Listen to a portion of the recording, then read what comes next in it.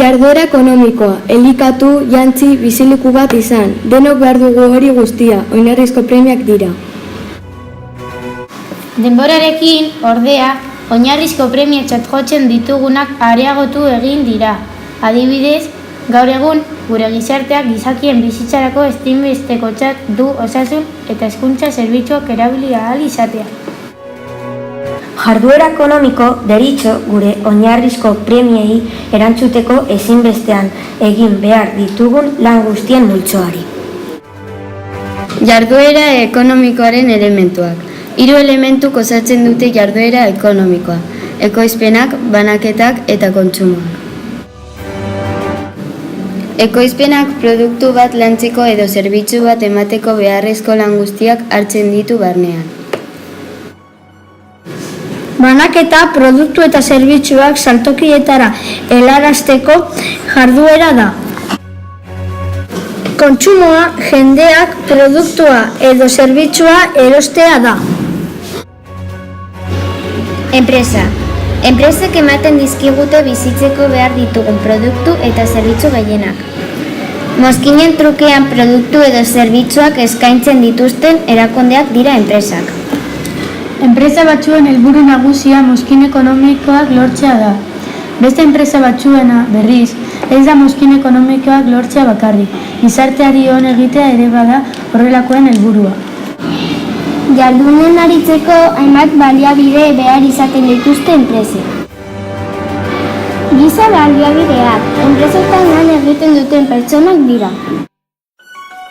Baliabide materialak dena delako ondasun edo zerbitzua ekoizteko beharrezko elementuak dira.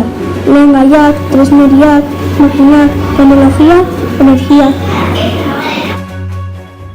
Finantza baliabideak enpresak jardunean aritzeko behar duen dirua da. Enpresa motak. Enpresa guztiak ez dira berdinak, eta horregatik sailkatu egiten ditugu jarduera sektorearen edo tamainaren arabera. Sektorearen arabera, honelakoak izan daitezke enpresak. Lehen sektorekoek baliabideak naturatik ateratzen dituzte. Esaterako horrelakoak dira meatzaritza enpresak. Bigarren sektorekoek lehengaiak eraldatu eta produktu landu edo erdi landu bihurtzen dituzte.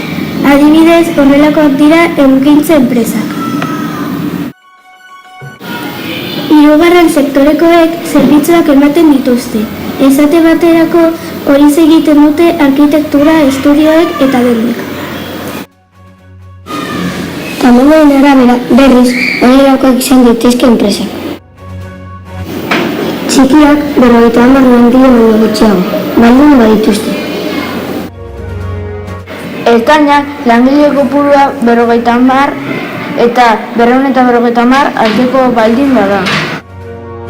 Handiak 250 langile baino gehiago badituzte. Enpresaren antolamendua. Puzzle handi baten moduko zerbait da enpresa bat. Hainbat piezak eratzen dute, eta pieza guztiak dira beharrezko. Bestela, ezin baitugu osatu puzzlea. Alde horretatik, hainbat sail edo departamentu izaten dituzte enpresek. Adibidez, hau. Erosketak. Enpresak jardunean aritzeko behar duena erosteaz arduratzen da sail hori. Ekoizpenak. Enpresak eskaintzen duen produktu edo zerbitzua lantzeaz arduratzen da. Giza baliabidea. Enpresako langileak antolatzen eta kudeatzen ditu. Marketinga.